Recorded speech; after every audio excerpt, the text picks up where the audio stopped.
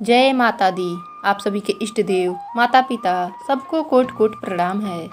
आइए सुनते हैं धर्मराज जी की कहानी। प्राचीन समय की बात है। एक शीतलपुर नाम का गांव था। वहां पर एक हरिदास नाम का एक महान विद्वान ब्राह्मण रहता था। उसकी पत्नी भी बड़ी धर्मवती और सुशील थी। दोनों पति पत्नी भगवान विष्णु के सेवक थे। दोनों ने सभी प्रकार के व्रत किए, किंतु धर्मराज के नाम से कोई दान पुण्य या कथा नहीं की। बड़ी श्रद्धा के साथ वह गणेश जी की, चंद्रमा की, हरिताल का व्रत की, एकादशी की, सभी प्रकार के व्रत के पालन करते और अतिथियों का आदर सत्कार भी करते।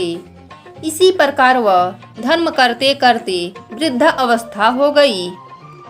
एक दिन गुणवंती मृत्यु को प्राप्त हो गई। धर्मराज के दूत उसको आदर पूर्वक यमलोक को ले गए। दक्षिण दिशा में पृथ्वी से ऊपर धर्मराज का एक बहुत ही बड़ा लोक है, जो कि पापियों के लिए दर्दनाक है।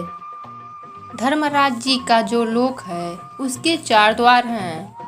उसके बीचों बीच धर्मराज जी महाराज का सिंहासन है। इस रत्न जड़ित सिंहासन पर भगवान धर्मराज जी विराजमान रहते हैं। पास में ही चित्रगुप्त जी अपने स्थान पर बैठे रहते हैं और सबके कर्मों का लेखा जोखा करते हैं। यमदूत गुणवती को लेकर वहां पहुंचे।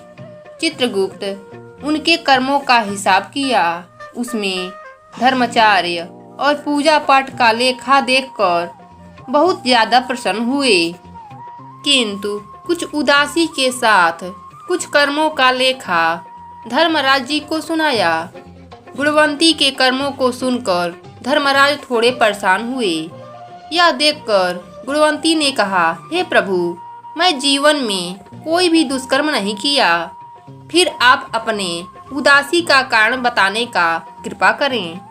धर्मराज जी ने कहा, हे देवी, तुमने व्रत आदि से सभी देवताओं को संतुष्ट किया, लेकिन मेरे नाम से कोई भी दान पुण्य नहीं किया। यह सुनकर गुणवंती ने कहा, हे धर्मराज जी महाराज, मेरा अपराध आप क्षमा करें। मैं आपकी उपासना नहीं जानती थी। आप कृपा करके इसका कोई उपाय बताइए, जिससे मैं भी आपका कृपा प्राप्त कर सकूं। यदि मैं आपके मुख से भक्ति मार्ग को सुनकर मृत्युलोक में वापस जाऊंगी तो आपको संतुष्ट करने का मैं प्रयास करूंगी। धर्मराज जी ने कहा, सूर्य भगवान के उत्तरायण में जाते ही जो महापुण्यवती मकर संक्रांति आती है, उस दिन से मेरी पूजा शुरू करना चाहिए। इसी प्रकार पूरे वर्ष भर मेरी कथा सुने तथा पूजा करें। इससे कभी भी नागा नहीं करें। आपातकाल दृष्टि यथालोक संतोष क्षमा यम नियम द्वारा मेरे मन को वश में रखना। किसी के वस्तु को कभी नहीं छूना। मन में कभी भी पराई स्त्री या पराई पुरुष से बचना।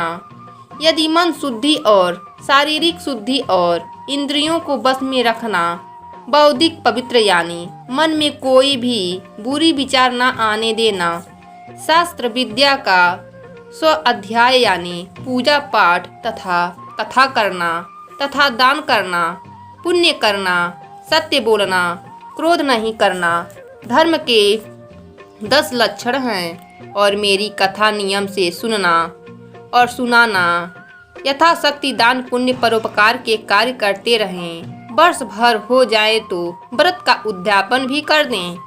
यथाशक्ति सोने या चांदी की मूर्ति बनवाकर ब्राह्मणों के द्वारा विधि विधान से प्राण प्रतिष्ठा कर पूरे विधि विधान से पूजा और हवन करना। यमराज जी अपने बात को रखते हुए बोले, मेरे साथ चित्रगुप्त जी की भी पूजा करें।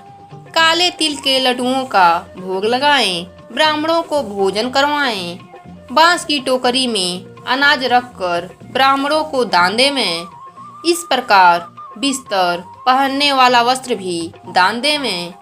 धर्मराज जी की बात सुनकर गुणवती ने विनती की, हे प्रभु, मुझे फिर से मृत्यु लोक में जाने दिया जाए।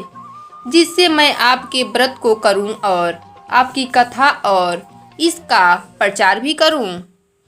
धर्मराज जी ने इसकी अनुमति दे दी। धर्मराज जी की अनुमति मिलते ही गुणवती के शरीर में जान आ गई। उसके पुत्र वधू बहुत ही प्रसन्न हुए।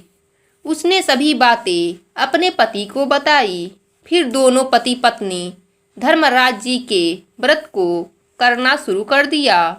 1 वर्ष के बाद उस व्रत का उद्यापन किए। इस प्रकार गुणवती को स्वर्ग की प्राप्ति हुई। प्रेम से बोलिए धर्मराज जी महाराज की जय।